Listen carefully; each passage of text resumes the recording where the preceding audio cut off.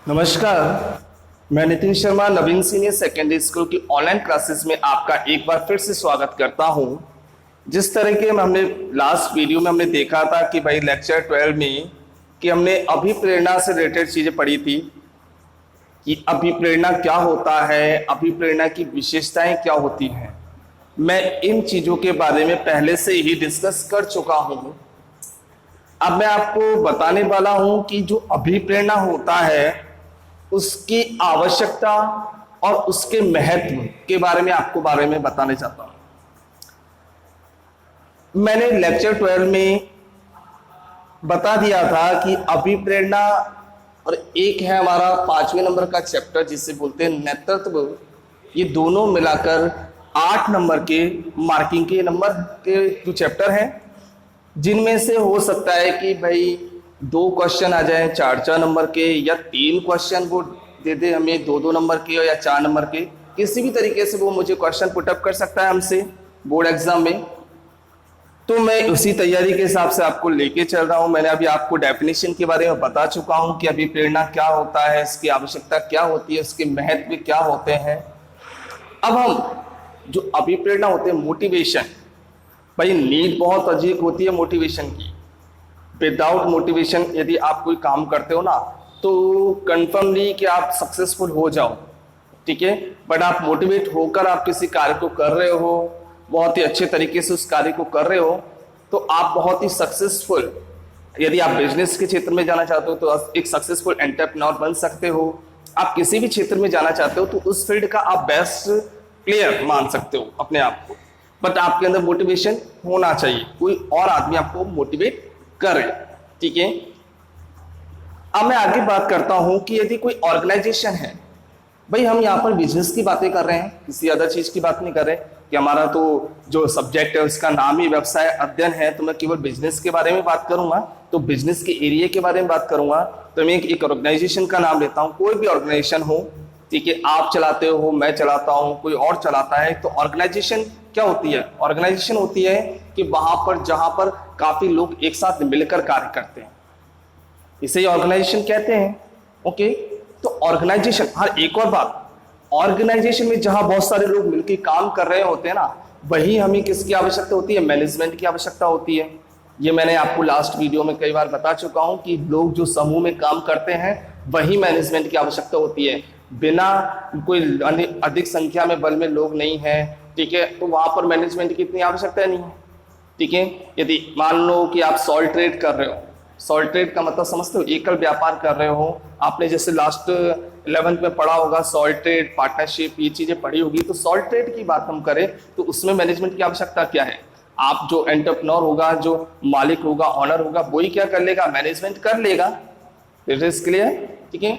But हम आप बात करते हैं ऑर्गेनाइजेशन में जहां पर लोग बहुत समूह में काम करते हैं, जैसे रिलायंस इंडस्ट्रीज हुई, ठीक है, आपकी कई सारी ऐसी कंपनियां होती है बड़े बड़े लेवल की, जहां पर, या आप एक छोटे लेवल पे भी काफी लोग एक कंपनी में बहुत लोग काम करते हैं, ठीक है। तो वहां पर हमें मैनेजमेंट की तो आवश्यकता होती है, साथ में ही मैनेजमेंट अदर जो एम्प्लॉयर होते हैं ना उनको मोटिवेट भी करना चाहिए, करेगा ना वो, ठीक है। तो अब मैं बात करता हूं कि अभिप्रेरणा जो होता है उसकी आवश्यकता व महत्व के बारे में मैं डिस्कस करने वाला हूं। तो मैं सबसे पहले एक पॉइंट के बारे में डिस्कस करूंगा कि मोटिवेशन। मैं आपको पहले भी बता चुका हूं कि एक संस्था है जहां पर एक व्यक्ति मैनेजर के रूप में काम कर रहा है, वो अपने कर्मचारियों को क्या करता है? मोटिवेट करने का प्रयास करता है, ठीक है।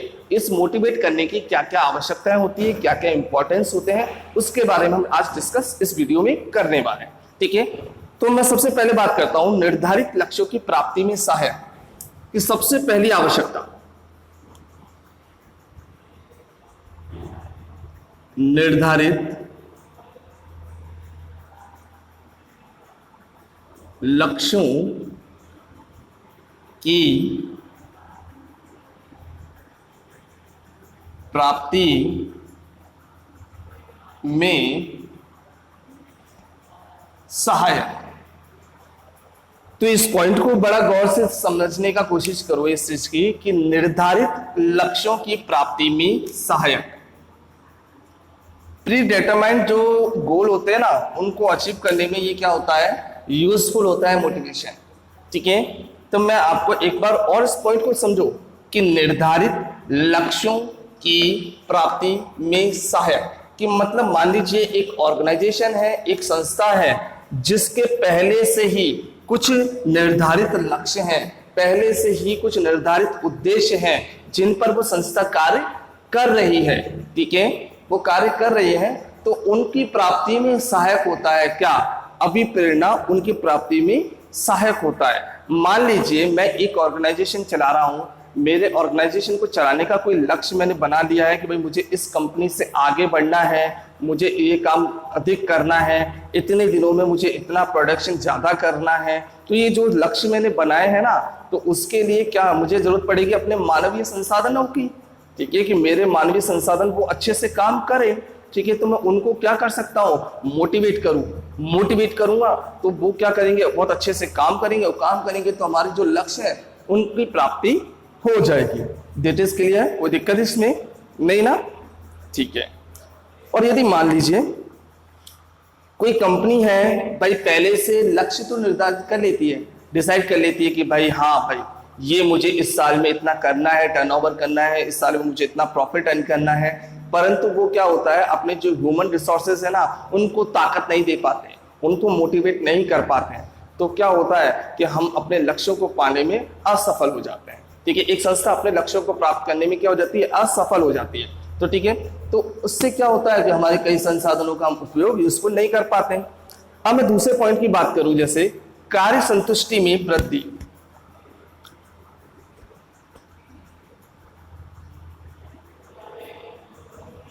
कार्य संतुष्टि में वृद्धि, कार्य संतुष्टि में वृद्धि। अभिप्रेरणा की आवश्यकता क्यों पड़ती है कि भाई मैंने आपको पहले बताया था कि अभिप्रेरणा, ये अभिप्रेरित हम किससे करते हैं, हम करते हैं कर्मचारियों को। किसको करते हैं, कर्मचारियों को करते हैं ना। कौन करेगा, वहां का मैनेजर करेगा, ठीक है। कर्मचारियों को हम क्या करते हैं, अभिप्रेरित करते हैं। हम उनके जो वो कार्य कर रहे हैं ना, उस कार्य को करने में उनकी रुचि पैदा करते हैं। हम उससे बताते हैं ये कार्य करने से आपको क्या बेनिफिट होगा, इस कार्य करने में क्या मजा है, क्या चीज आपको बहुत अच्छा लगेगा, ये चीजों को हम उसको अवेयर कराते हैं, अवगत कराते हैं, ठीक है। यदि कोई कर्मचारी है, उसको हमने कोई कार्य सौंपा है और उसमें हम उसकी रुचि पैदा कर देते हैं, तो क्या होता है, उसकी डेफिनेटली उसकी कार्य संतुष्टि में वृद्धि हो जाती है। अभी मान लीजिए कि आपने ऑर्गेनाइजेशन में कोई व्यक्ति लगाया, बंदा लगाया, वो काम कर रहा है, ठीक है, परंतु उसका माइंड कहीं और है, उसको काम करने में इंटरेस्टेड नहीं है, तो उससे लॉस किसको होगा, उस बंदे को थोड़ी होगा, उसको तो हम सैलरी पे कर देंगे। लॉस होगा हमारे लक्ष्यों को, जो हमने लक्ष्य बनाए थे, एक संस्था ने लक्ष्य बनाए हैं, उसको पाने में वो असफल हो जाएगी। तो हमें क्या करना है कि उस व्यक्ति को मोटिवेट करना है, उसको उस कार्य करने में अभिप्रेरित करना है कि भाई आप उसमें रुचि पैदा कर दो, जिससे क्या होगा, वो कार्य करने में संतुष्टि मिलेगी, उसे कार्य संतुष्टि में उसकी वृद्धि होगी। तो भाई डेफिनेटली मैं कह सकता हूं इसमें कि जब भी कोई व्यक्ति को हम किसी भी कार्य में उसकी रुचि पैदा कर देंगे, तो वह कार्य को और अधिक तरीके से, अच्छे तरीके से करने का प्रयास करेगा या नहीं करेगा, बिल्कुल करेगा, ठीक है। तो हम कह सकते हैं कि अभिप्रेरणा के माध्यम से कार्य संतुष्टि में क्या होती है, वृद्धि होती है। होती है नहीं होती है, बिल्कुल होती है, ओके। अब बात करते हैं हम आगे इसमें तीसरे पॉइंट के बारे में, संसाधनों का सदुपयोग। संसाधनों का सदुपयोग, संसाधनों का उपयोग। जैसा कि मैंने लास्ट वीडियो में आपको बताया था कि जो अभिप्रेरणा की जो प्रोसेस होती है, मोटिवेशन की जो प्रोसेस होती है, वो हमारे संस्था के मानवीय संसाधनों को इफेक्ट करती है। ओनली ह्यूमन रिसोर्सेज को ज्यादा इफेक्ट करती है, उन्हें ज्यादा पावर देती है अभिप्रेरणा, ठीक है। तो हम यहाँ पर जो इस पॉइंट आया है संसाधनों का उपयोग, तो हम कंफर्म हो गए ना कि ये केवल कौन से संसाधन की बात कर रहा है, मानवीय संसाधनों की। वैसे तो मुझे पता है कि एक ऑर्गेनाइजेशन में 3 तरीके के संसाधन काम करते हैं, वित्तीय, भौतिक और मानवीय। परंतु मुझे पता है कि यदि मुझे किसी को अभिप्रेरित करना है, यदि किसी को अभिप्रेरित करना है तो कौन से संसाधन प्रेरित होंगे? हमारे मानवीय संसाधन ही प्रेरित होंगे। कौन से? मानवीय। ओके, मानवीय संसाधनों को हम क्या कर सकते हैं? अभिप्रेरित कर सकते हैं। बिल्कुल सही है ना बात? ठीक है, तो संसाधनों का उपयोग, इस पॉइंट में आपको क्या चीज इसमें डिस्कस करनी है कि अभिप्रेरणा के माध्यम से हम किन संसाधनों को अभिप्रेरित करते हैं? मानवीय संसाधनों को अभिप्रेरित करते हैं। ठीक है, उनके कार्यों की रुचि पैदा करते हो, जो वो कार्य कर रहे हैं उसमें रुचि पैदा करते हैं, उनकी कार्य संतुष्टि में वृद्धि करते हैं, उनको ये बताते हैं कि संस्था के क्या लक्ष्य हैं, आपको किन लक्ष्यों पर काम करना है। तो जिससे क्या होगा कि जो संसाधन है ना, उनका यूटिलाइजेशन बहुत अच्छे से हो जाएगा। जो मानवीय संसाधन हमारी संस्था से जुड़े हुए हैं, हमारी संस्था के लिए कार्य कर रहे हैं, काफी दिनों से कार्य कर रहे हैं, यदि हम उनको मोटिवेट करेंगे तो उन संसाधनों का उपयोग बहुत अच्छे से हम कर सकते हैं। ठीक है, यदि मान लीजिए हम ये कह सकते हैं कि यदि किसी व्यक्ति को हम अभिप्रेरित नहीं कर पाते हैं, मान लीजिए एक मानवीय संसाधन में से किसी व्यक्ति को हम अभिप्रेरित नहीं कर पाते हैं, तो उसकी गिनती अकुशल व्यक्ति में की जाएगी या नहीं की जाएगी? अकुशल संसाधन माना जाएगा वो। ठीक है, तो याद रखना कि अपर्याप्त यदि किसी को अभिप्रेरित नहीं हो पाता है व्यक्ति, तो वो क्या होता है? वो संस्था के लिए घातक सिद्ध हो सकता है, संस्था के लिए वो लॉस में ले जाने वाला हो सकता है। तो मुझे तो भाई क्या करना है? सभी जो भी व्यक्ति संसाधन काम कर रहे हैं उनको अच्छे से क्या करना है? अभिप्रेरित करना है, जिससे मैं उनका यूटिलाइजेशन बहुत अच्छे से कर सकूं संस्था में। ठीक है, यदि मैं नहीं कर पाता हूं तो उनकी गिनती किसमें हो जाएगी? अकुशल संसाधनों में। ओके, अब मैं बात करता हूं चौथे पॉइंट के बारे में, मनोबल में वृद्धि। मनोबल में वृद्धि, मनोबल में वृद्धि, मॉरल और मोटिवेशन। मैंने लास्ट वीडियो में ये भी आपको क्लियर किया था कि मॉरल और मोटिवेशन, जो सेल्फ कॉन्फिडेंस होता है, उसमें दोनों में बहुत डिफरेंस होता है। क्यों होता है कि मनोबल तो क्या होता है? हमारी मन की इच्छा होता है, मन की इच्छा शक्ति का नाम मनोबल है। ठीक है, परंतु सामने वाला हमें उस काम के करने के लिए प्रेरित करता है, बहुत अच्छे से मोटिवेट करता है, तो वो क्या कहलाता है? अभिप्रेरणा कहलाता है। तो डिफरेंस है ना, अभिप्रेरणा और मनोबल में डिफरेंस होता है। यदि मान लीजिए कोई व्यक्ति संस्था में बहुत अच्छा कार्य करना चाहता है, मैं इस पॉइंट के बारे में बात कर रहा हूं आपसे, मनोबल में वृद्धि। यदि कोई व्यक्ति संस्था में अच्छा कार्य करना चाहता है, रियल में वो दिल से उस कार्य को करना चाहता है, वो चाहता है कि ये संस्था मेरी है और सक्सेसफुल बने, परंतु वहां का एनवायरमेंट उसको ये काम करने नहीं देता। ठीक है, तो यदि एक मैनेजर सभी व्यक्ति को अभिप्रेरित कर देगा, तो ऑटोमेटिक जो व्यक्ति पहले से ही अच्छा कार्य करने की सोच रहा है, उसके क्या होगी? मनोबल में वृद्धि होगी या नहीं होगी? बिल्कुल डेफिनेटली वृद्धि होगी। तो यही तो मैं आपसे कहना चाहता हूं कि यदि कोई व्यक्ति सही है, काम करना चाहता है और उसे और अधिक अभिप्रेरित आप कर दोगे, तो उसके मनोबल में क्या होगा? वृद्धि होना शुरू हो जाएगा, वो कार्य को और अच्छे से करना शुरू कर देगा। ठीक है, इसमें बोला है कि मनोबल कार्य करने की इच्छा का नाम है। मनोबल क्या है? मनोबल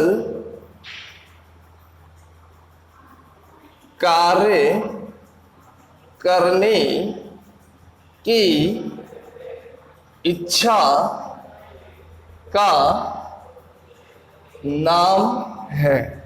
मनोबल क्या है? कार्य करने की इच्छा का नाम है। ओके, अभिप्रेरण से कर्मचारियों की आवश्यकताओं की पूर्ति होती है एवं उन्हें मानसिक संतुष्टि प्राप्त होती है। अभिप्रेरण से क्या होता है? अभिप्रेरण से उनको मानसिक संतुष्टि भी प्राप्त होती है व्यक्ति को। ठीक है, इसलिए अभिप्रेरण की नीड हमें समझ में आ रही है कि अभिप्रेरण कितना जरूरी है। एक मैनेजर को अपने कर्मचारियों को बहुत अच्छे से अभिप्रेरित करके चलना चाहिए। जिससे ये 4 पॉइंट तो आपने देखे ही हैं। हम 5वें पॉइंट की बात करें, अच्छे श्रम संबंधों, अच्छे श्रम संबंधों का निर्माण। आपकी बुक में लिखा हुआ है कि अभिप्रेरणा इस बात पर बल देती है कि श्रमिक एक मनुष्य है, बुक के अकॉर्डिंग मैंने पॉइंट को जब देखा तो इसमें लिखा होता है कि अभिप्रेरणा इस बात पर अधिक बल देती है कि जो जो श्रमिक होते हैं, कर्मचारी होते हैं, वो एक तरीके से क्या है, मनुष्य भी है ना, तो उनके साथ हमें किस तरीके का व्यवहार करना चाहिए, मानवीय व्यवहार करना चाहिए। ठीक है, उन्हें अच्छे से उनको पद, सम्मान, प्रशंसा प्रदान करनी चाहिए कि नहीं चाहिए। कि भाई वो कोई एम्प्लॉय आपके कर्मचारी, कोई भी कर्मचारी आपके यहाँ पर काम कर रहा है, ठीक है, तो आपको उसकी प्रशंसा करने में कोई तकलीफ होनी चाहिए कि नहीं ना। यदि वो आपकी संस्था में बहुत अच्छे से काम कर रहा है, उसको प्रशंसा करो, उसके पदोन्नति करो उसके पद में, ठीक है। तो इस तरीके के आप यदि काम करते हो ना, तो आपके उन व्यक्तियों से क्या हो जाएंगे, अच्छे श्रम संबंध का निर्माण होगा। अभिप्रेरणा किस बात पर बल दे रहा है कि जो भी व्यक्ति काम कर रहा है एक मनुष्य है, ठीक है, तो उससे मनुष्य जैसा ही व्यवहार करो, उससे उसकी सामूहिक रूप से प्रशंसा करो, उसे पदोन्नति दो, ठीक है। तो ये सारे काम आप यदि करोगे ना, उसको अच्छी सैलरी दो, उसको अच्छा पेंशन दो, कुछ भी मान लो, ठीक है, जिससे वो खुश हो सके, उसके साथ एक मानवीय व्यवहार आप कर सको, तो क्या होगा, अच्छे श्रम संबंधों का निर्माण होगा। ओके, अब आगे हम बात करते हैं। इसमें जो पॉइंट मैं आपको अच्छे पॉइंट जो भी है इसमें लिखते चलता हूं। कार्य अनुपस्थिति एवं आवर्तन में कमी।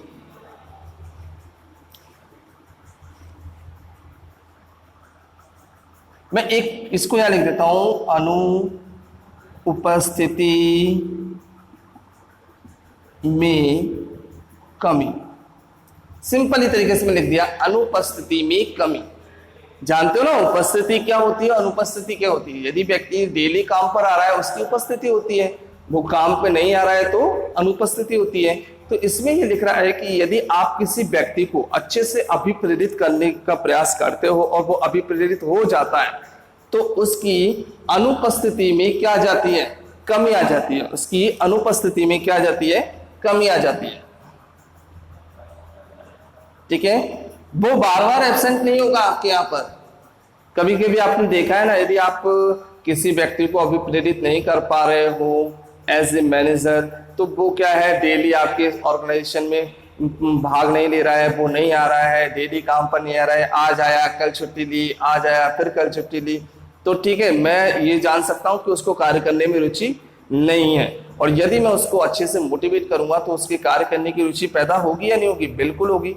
और यदि कार्य करने में यदि व्यक्ति की रुचि है तो क्या होगा कि उसकी अनुपस्थिति में भी कमी आ जाएगी, बिल्कुल आ जाएगी, ठीक है।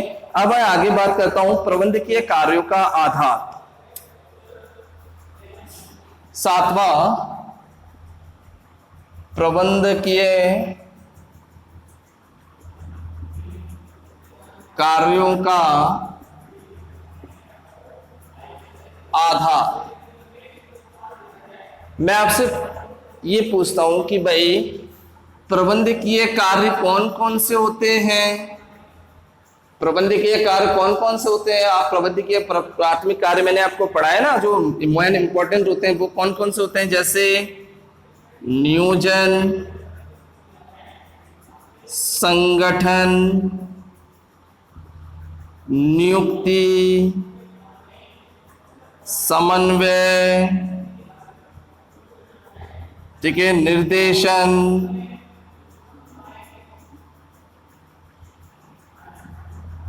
नियंत्रण, ठीक है। नियोजन, संगठन, समन्वय, निर्देशन, नियंत्रण, ये इसके प्राथमिक कार्य होते हैं ना। किसके कार्य हैं ये, प्रबंधकीय कार्य हैं। और ये पॉइंट क्या कह रहा है, प्रबंधकीय कार्यों का आधार होता है अभिप्रेरण। प्रबंधकीय कार्यों का क्या होता है, ये आधार होता है अभिप्रेरण। तो मैं सबसे पहले ये जाना जरूरी है प्रबंधकीय कार्य कौन कौन से हैं। तो नियोजन, संगठन, समन्वय, निर्देशन, नियंत्रण, ये होते हैं ना मेन तो इसके कार्य, ठीक है। तो उन कार्यों का आधार होता है, ठीक है। ये किस व्यक्ति ने बोला था, मैं आपको ये भी बता देता हूं, breach, EFL breach, EFL breach ने बताया है कि यह प्रबंधकीय कार्यों के आधार, यह प्रबंधकीय कार्यों की कुंजी, ये किसी भी तरीके से आप इसको ले सकते हो, कुंजी का मतलब, ठीक है। तो तो यहाँ पर मुझे याद रखना है कि यदि आपको कोई नियोजन तैयार करना है, योजना बनानी है, आपको संगठन तैयार करना है, समन्वय करना है, निर्देशन करना है, नियंत्रण करना है, यदि आप इनको जब कार्य को कर रहे हो, उसके साथ साथ यदि आप कर्मचारियों को अभिप्रेरित भी करोगे तो हो सकता है आपके जो कार्य हैं उनका निष्पादन जब आप करो तो बहुत अच्छे से हो जाए। यदि एक मैनेजर संगठन तैयार कर रहा है या समन्वय कर रहा है, निर्देशन कर रहा है, नियंत्रण कर रहा है और साथ में कर्मचारी को अभिप्रेरित कर रहा है, तो क्या होगा, उस अभिप्रेरित करने से उसके कार्य अच्छे से निष्पादित हो जाएंगे, वो कार्य अच्छे से निष्पादित हो जाएंगे। ओके, और ये किसने कहा था, ये लाइन ब्रीच नामक जो विद्वान थे उन्होंने लिखा था, ये EFL ब्रीच ने, इन्होंने बोला था कि भाई कि प्रबंधकीय कार्यों का आधार, ये प्रबंधकीय कार्यों की कुंजी क्या है, अभिप्रेरणा है। ओके, ये पूछ सकता है एग्जाम में, तो आप आंसर देने में झिझकना मत। नेक्स्ट 8वां मैं पॉइंट अब डिस्कस करने वाला हूं उसमें, वो है परिवर्तनों में सुविधा। परिवर्तनों में सुविधा, परिवर्तनों में सुविधा, इसका क्या मतलब है परिवर्तनों में सुविधा? सर ये पॉइंट क्या कहना चाहता है, हमें बिल्कुल समझ में नहीं आ रहा है, क्या चीज कहना चाहता है परिवर्तनों में सुविधा? तो मैं आपको सिंपल तरीके से बता देता हूं। परिवर्तनों में सुविधा, यदि मान लीजिए आप एक ऑर्गेनाइजेशन चला रहे हैं, पुराने तौर तरीके से चला रहे हैं, ठीक है, आपके ऑनर चेंज हो जाते हैं या कोई भी रीजन से आप वहां की पॉलिसी चेंज कर देते हैं, आप कार्य करने का तरीका चेंज कर देते हैं, या कोई भी इनोवेशन आप ऑर्गेनाइजेशन में करते हैं, तो क्या होता है कि जो हमारे कर्मचारी होते हैं ना, वो थोड़े भ्रमित हो जाते हैं, ठीक है, वो मिसगाइड हो जाते हैं। कुछ लोगों की कहने पे सुनने पे अपन क्या सोचते हैं कि यार परिवर्तन कर दिया, हम इस कार्य को किस तरीके से करेंगे, हम ये काम कर पाएंगे नहीं कर पाएंगे, इस मॉडर्न तरीके से हम इस चीज को कर पाएंगे नहीं कर पाएंगे, अब तो कंप्यूटर इसका टाइम आ गया, हम उस कंप्यूटर को चला सकेंगे या नहीं चला सकेंगे, इस चीज को ऑनलाइन पढ़ा सकेंगे नहीं पढ़ा सकेंगे। जो इनोवेशन संगठन करती है जिससे कुछ कर्मचारी परेशान हो जाते हैं। परंतु यदि हम किसी कर्मचारी, हर किसी कर्मचारी, किसी को नहीं, हर किसी कर्मचारी को, सभी को हम अभिप्रेरित, ये कॉन्सेप्ट को अपनाएं, अभिप्रेरित करके चले, तो क्या होगा, वो परिवर्तनों को स्वीकार कर ले। वो किसी भी तरीके की आप उन्हें चैलेंज दे दो, उन्हें किसी तरीके की कठिनाइयों का सामना करने के लिए कह दो, वो लड़ने के लिए तैयार होंगे या नहीं होंगे। तो मैं इतना सा कह सकता हूं कि यदि कर्मचारी अच्छे से अभिप्रेरित है आपसे, वो कार्य करने की महत्ता को जानता है, संस्था के लक्ष्यों को इंपॉर्टेंस देता है, तो किसी भी तरीके का आप परिवर्तन कर दो, वो आपके साथ खड़ा। ठीक है, तो याद रखना कि अभिप्रेरणा के माध्यम से परिवर्तनों में भी सुविधा मिलती है। कुछ नया करने के लिए भी पब्लिक करना, मतलब कर्मचारी को नया करने के लिए झिझकेगा नहीं, वो करेगा वो काम। ठीक है, तो नेक्स्ट हम बात करते हैं आगे, समूह भावना का विकास। समूह भावना का विकास, ग्रुप डिस्कशन की हम बात करें, टीम स्पिरिट की बात करें, ठीक है, अभिप्रेरणा से क्या होगा, अभिप्रेरणा से कर्मचारी क्या होता है, लाभान्वित होता है, उससे प्रॉफिट ही होता है, उससे लॉस तो नहीं हो रहा ना, कि भाई मैं किसी कर्मचारी को मोटिवेट कर रहा हूं कार्य करने के लिए, उसकी सैलरी कम कर दी, ठीक है, या उससे ज्यादा डांट फटकार रहा हूं, नहीं ना, ऐसा तो कुछ नेगेटिव बात हो नहीं रही ना। उधर क्या हो रहा है, सारा पॉजिटिव हो रहा है, हमारी सैलरी इंक्रीज हो रही है, हमारी गुडविल इंक्रीज हो रही है। तो अभिप्रेरणा हमारे लिए कोई बेकार चीज तो है नहीं ना। तो हम कह सकते हैं अभिप्रेरणा से क्या होता है, कर्मचारी क्या होता है, लाभान्वित होता है। ठीक है, ठीक है, और लोगों के बीच जो काम कर रहा है, वो ह्यूमन रिसोर्सेज सब मिलके काम कर रहे हैं, तो उनके बीच में एक अच्छी भावना का विकास होता है। ठीक है, उनके बीच में स्नेहपन, अपनेपन, इनकी भावनाओं का विकास होता है। तो मैं कह सकता हूं डेफिनेटली कि अभिप्रेरणा हमारे लिए बहुत यूजफुल है। अभिप्रेरणा से हमारी समूह भावना का विकास होता है, टीम स्पिरिट तैयार होती है, कि टीम तैयार होती है, कि हमने मान लीजिए कि 4 तरीके की टीमें तैयार कर दी, बोल दिया कि आपको ये करना है, आपको ये करना है, तो वो टीम अपने बल पर काम करके दिखाती है। तो भाई मैं कह सकता हूं कि भाई अभिप्रेरणा हमारे लिए बहुत ही यूजफुल है, वो हमारी टीम स्पिरिट को प्रॉफिट ही देती है, समूह भावना का विकास ही करती है। ओके, आगे हम बात करते हैं संस्था की ख्याति में वृद्धि। संस्था की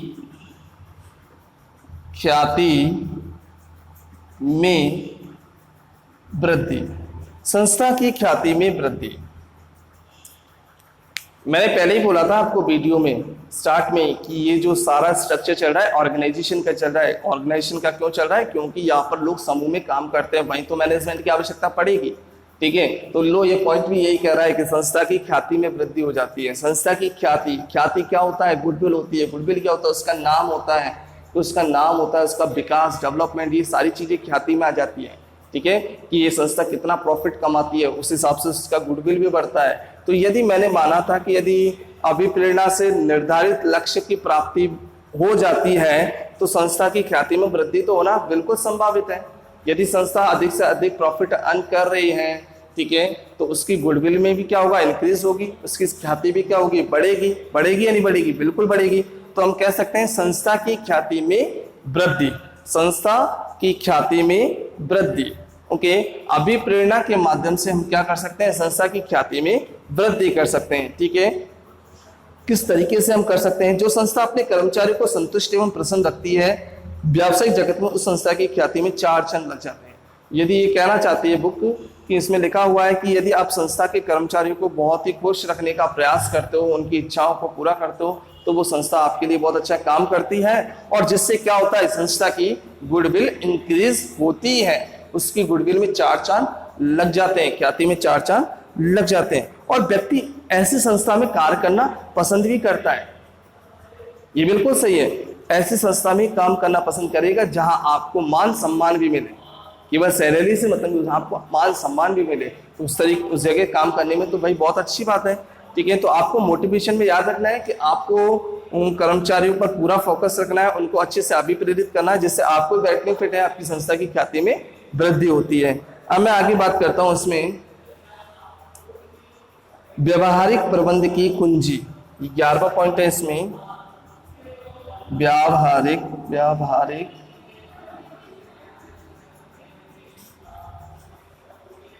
प्रबंध की कुंजी।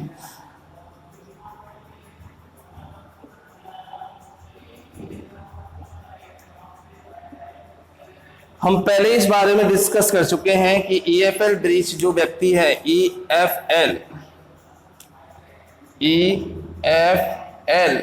ब्रीच जो व्यक्ति है वो ऑलरेडी प्रबंध की कार्यों के आधार या प्रबंध की कार्यों की कुंजी किसे बता चुके हैं? अभिप्रेरणा को बता चुके हैं। ठीक है, उसे और अच्छे से डिस्कस इस पॉइंट में भी किया गया है कि निष्पादित रूप में प्रबंध का एक महत्वपूर्ण कार्य यह भी है कि सभी प्रबंध के कार्यों में अभिप्रेरणा की क्रियान्वित आवश्यक है। ये कह रहा है कि प्रबंध जो भी कार्य करता है ना, उसमें अभिप्रेरणा का होना बहुत जरूरी है, तभी उसके कार्य अच्छे से निष्पादित होंगे। ये पॉइंट पहले के पॉइंट की तरह ही आपको बता रहा है। ठीक है, तो मैं एक बार और रिपीट करता हूं अभिप्रेरणा की आवश्यकता और महत्व की, कि अभिप्रेरणा की आवश्यकता क्यों पड़ती है। सबसे पहले तो निर्धारित लक्ष्यों की प्राप्ति में हमें क्या हो जाती है? सहायता मिल जाती है। कार्य संतुष्टि में क्या होता है? वृद्धि हो जाती है। संसाधनों का क्या होता है? अच्छे से उपयोग हो जाता है। मनोबल में क्या होता है? वृद्धि हो जाती है। अच्छे श्रम संबंधों का क्या हो जाता है? निर्माण हो जाता है। अनुपस्थिति में क्या हो जाती है? कमी हो जाती है। ठीक है, प्रबंध के कार्यों का आधार भी किसे माना गया है? अभिप्रेरणा को। परिवर्तनों में भी सुविधा होती है अभिप्रेरणा के माध्यम से। समूह भावना का विकास भी होता है अभिप्रेरणा के माध्यम से। संस्था की ख्याति में 4 चांद लग जाते हैं अभिप्रेरणा के माध्यम से। और व्यवहारिक प्रबंध की कुंजी भी बताया गया है, क्योंकि अभिप्रेरणा उसका सपोर्ट करती है, इसके हर कार्य। ठीक है, तो ये सारे आवश्यकता महत्व में आपको बता चुका हूं। ठीक है, अब आगे मैं इसमें और डिस्कस करूंगा अभी इस वीडियो में। आई होप आपको अच्छे से समझ में आया होगा। ठीक है, आपके पास जो भी बुक है आप उसको अच्छे से और पढ़ें। और ठीक है, आपको कोई दिक्कत आती है तो आप मुझे पूछ सकते हो कि सर ये पॉइंट मुझे समझ में नहीं आया। ठीक है, और वीडियो का तो प्रॉफिट भी है कि भाई वीडियो में आप कोई चीज़ नहीं समझ पाते हो और आपको पूछने में दिक्कत है तो आप उसको दोबारा से पॉज करके यानी बंद करके दोबारा से इसको दोबारा रीस्टार्ट करके आप उस चीज़ को समझ सकते हो। ठीक है, अब मैं आपको बात करूंगा अभिप्रेरणा की तकनीकों के बारे में। अभिप्रेरणा की तकनीकों के बारे में बात करने वाले हैं आज। ठीक है, यहां पर मैं आवश्यकता और महत्व ये डिलीट करके क्या करते हैं, तकनीक लिख देते हैं। ओके, पहले मैं आपको अच्छे से बता देता हूं तकनीक को। तकनीक, ठीक है। अभिप्रेरणा की तकनीक दो तरीके की होती है। एक तो होती है अपनी कौन सी, एक तो होती है वित्तीय और एक है वित्तीय। एक होती है वित्तीय तकनीक, एक होती है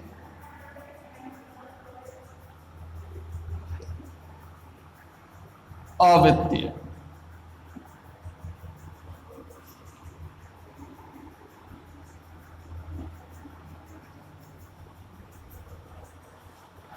अभिप्रेरणा की तकनीक कितने तरीके की होती है? क्वेश्चन आ सकता है कि अभिप्रेरणा की तकनीक कितने प्रकार की होती है, समझाइए। आ सकता है कि वित्तीय तकनीक क्या होती है, वित्तीय तकनीक कौन कौन सी होती है, अवित्तीय तकनीक क्या है, अवित्तीय तकनीक के कोई 4 बिंदुओं पर प्रकाश डालो। तो इस तरीके का कुछ भी क्वेश्चन आ सकता है, ठीक है। तो हम इस चीज को अच्छे से कवर करके चलते हैं कि भाई क्या है क्या नहीं इसमें फंडामेंटल। तो मैं आपको एक बात बता देता हूं, जो फाइनेंशियल टेक्निक होती है एक तो, और एक होती है अपनी नॉन फाइनेंशियल टेक्निक, जिसके माध्यम से हम क्या करते हैं, सामने वाले को मोटिवेट करते हैं। तो वित्तीय तकनीक की मैं बात करूं तो वित्तीय तकनीक का सीधा संबंध, वित्तीय तकनीक का सीधा संबंध किससे होता है, धन से, ठीक है। वित्तीय तकनीक का सीधा संबंध किससे होता है, धन से होता है, मतलब पैसे से होता है। अभिप्रेरणा बहुत आवश्यक होती है, मैनेजर को अभिप्रेरित कर्मचारियों को करना चाहिए, ये बात तो हमने समझ ली। परंतु कौन कौन सी तकनीक है हम इसको अपना सकते हैं? एक तो वित्तीय तकनीक के माध्यम से इसको अभिप्रेरित कर सकते हैं, कुछ को अवित्तीय तकनीक के माध्यम से अभिप्रेरित कर सकते हैं। तो वित्तीय तकनीक का सीधा संबंध किससे होता है, धन से होता है, धन से होता है ना, बिल्कुल ओके, ठीक है। वित्तीय तकनीक का सीधा संबंध धन से होता है, ये तो मैंने जान लिया, ओके। इसके माध्यम से हम क्या करें, अभिप्रेरित करते हैं किसको, कर्मचारी को, कर्मचारी,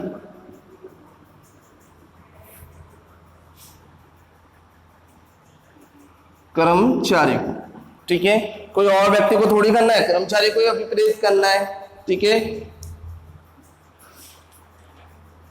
और काफी विद्वानों ने इस तकनीक को बहुत महत्वता दी है। अवित्तीय तकनीक से भी ज्यादा महत्वता इसको दी है कि मैक्सिमम लोग है ना, वो फाइनेंशियल तरीके से अपने आप को ज्यादा मोटिवेट रखना पसंद करेंगे। यदि किसी संस्था में आपको पैसा अच्छा मिले, बोनस मिले, बीमा आपका हो, सब कुछ हो, तो वहां पर आप लोग भी काम करना पसंद करोगे या नहीं करोगे? बिल्कुल करोगे ना, ठीक है, इसमें कोई शक नहीं कि आप नहीं करोगे। तो यहां पर यही तो कह रहे हैं, कई लोग विद्वान कहते हैं कि ये वित्तीय जो तकनीक है ना, वो बहुत ज्यादा इंपॉर्टेंट होती है फॉर मोटिवेट करने के लिए, बहुत ज्यादा इंपॉर्टेंट होती है, ओके। और इसका संबंध मैंने आपको बता ही दिया, धन या मुद्रा से होता है, ठीक है। मैं और इसमें देखता हूं कि यह किताब के अकॉर्डिंग यह भी तथ्य है कि वित्त से व्यक्ति की आधारभूत आवश्यकताओं के साथ साथ सामाजिक विलासिता की आवश्यकताओं की पूर्ति होती है। इसमें बोला जा रहा है कि इस तकनीक के माध्यम से आदमी सामान्य आवश्यकता के साथ साथ विलासिता की आवश्यकता को भी पूरा कर सकता है, ठीक है। ये बात को समझने की कोशिश करिए कि मतलब कि आपकी जो जनरल नीड होती है, आवश्यकता होती है, साथ में आपकी कोई हाई प्रोफाइल टाइप की भी नीड होती है, तो आप इस टेक्निक को अपनाते हो तो व्यक्ति अपने कर्मचारी इन नीड को कंप्लीट कर सकता है। सामान्य हो चाहे विलासिता हो, सभी तरीके की आवश्यकताओं को पूरा कर सकता है। किस तकनीक के माध्यम से पॉसिबल होता है? वित्तीय तकनीक के माध्यम से।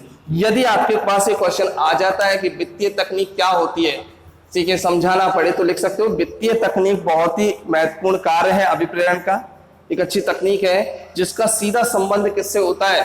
धन से होता है, जिससे कर्मचारी अच्छे से अभिप्रेरित हो सकता है और इससे कर्मचारियों की सामान्य आवश्यकताओं के साथ साथ विलासिताओं की आवश्यकताओं को भी पूरा किया जा सकता है। तो वित्तीय तकनीक ये होती है। अब मैं आपको बात करता हूं वित्तीय तकनीक में कौन कौन सी चीजें आ जाती हैं, जैसे उच्च वेतन, है ना, पेंशन, बीमा, ठीक है, और भी कई सारी चीजें, अंश होते हैं ना, उनमें अधिक से अधिक प्रॉफिट देना, लाभांश देना उनको, ठीक है। ये मुख्य तरीके से यदि वित्तीय तकनीक कौन कौन से होते हैं? उच्च वेतन देना, पेंशन देना, उनका बीमा कराना, ठीक है। उसके अलावा भविष्य निधि, बोनस, बोनस को भी इस कैटेगरी में रखते हैं, बोनस, भविष्य निधि, ठीक है। ये जो पीएफ होता है, करता है ना अपना प्रोविजन फंड, ये इस तरीके का। तो आप कह सकते हो ना वित्तीय तकनीक कौन सी होती है जिनका सीधा संबंध किससे होता है? धन से होता है, जिससे व्यक्ति क्या होते हैं? कर्मचारी अभिप्रेरित होते हैं और इस तकनीक के माध्यम से कर्मचारियों की सामान्य आवश्यकताओं के साथ साथ विलासिताओं की आवश्यकताओं को भी पूरा किया जाता है, ठीक है। वित्तीय तकनीक कौन कौन सी हो सकती है? उच्च वेतन, पेंशन, बीमा, बोनस और भविष्य निधि। तो इस तरीके से हम कह सकते हैं वित्तीय तकनीक को आपको समझ में आ गई होगी, ठीक है। मैं आगे बढ़ता हूं इस टॉपिक में, अवित्तीय तकनीक के बारे में चलते हैं अपन आगे, ओके, कि अवित्तीय तकनीक क्या होती है।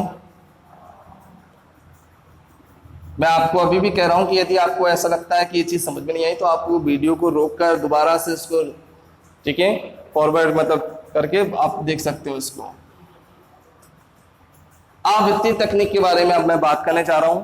अवित्तीय तकनीक की बात करें, इसका सीधा संबंध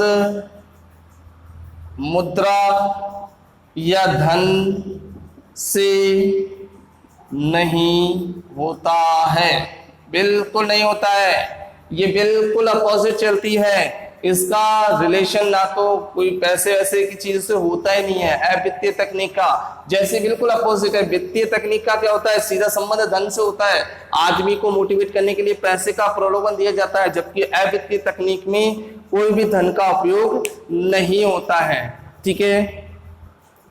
ये तकनीक मनोवैज्ञानिक होती है, ये और चीज लिख लो, ये तकनीक मनोवैज्ञानिक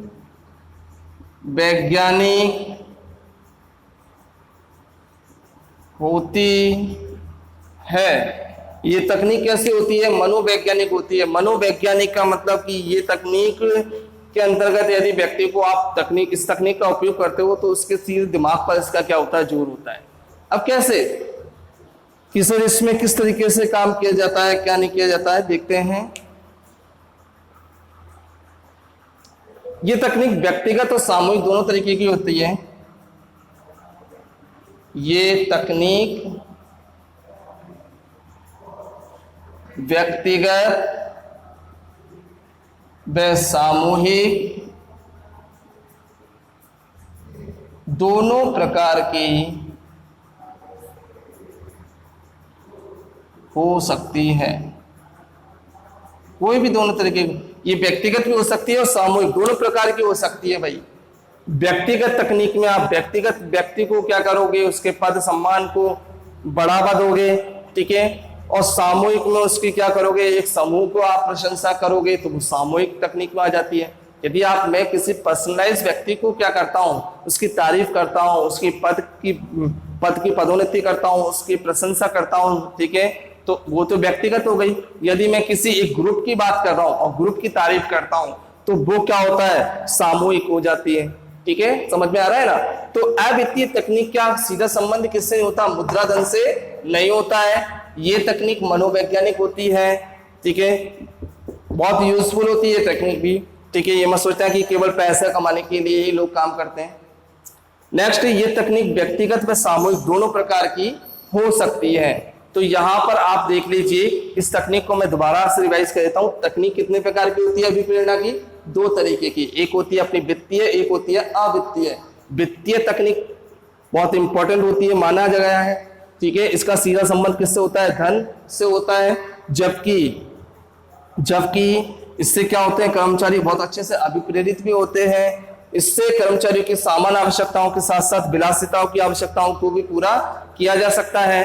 अब मैं बात करता हूं अवित्तीय तकनीक की। तो अवित्तीय तकनीक का सीधा संबंध किससे नहीं होता है? मुद्रा व धन से नहीं होता है। ये तकनीक कैसी होती है? मनोवैज्ञानिक होती है।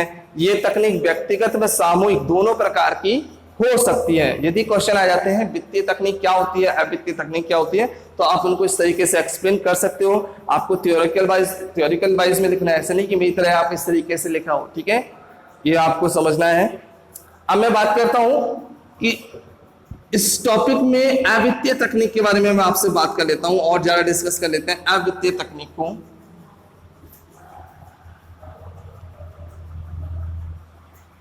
अवित्तीय तकनीक,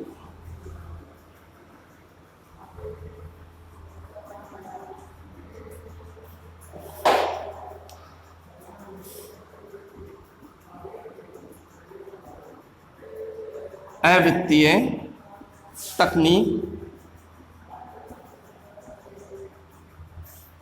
ठीक है। और अवित्तीय तकनीक कौन कौन सी होती है, इसके बारे में हम नेक्स्ट वीडियो में आपको डिस्कस करेंगे। अभी के लिए धन्यवाद।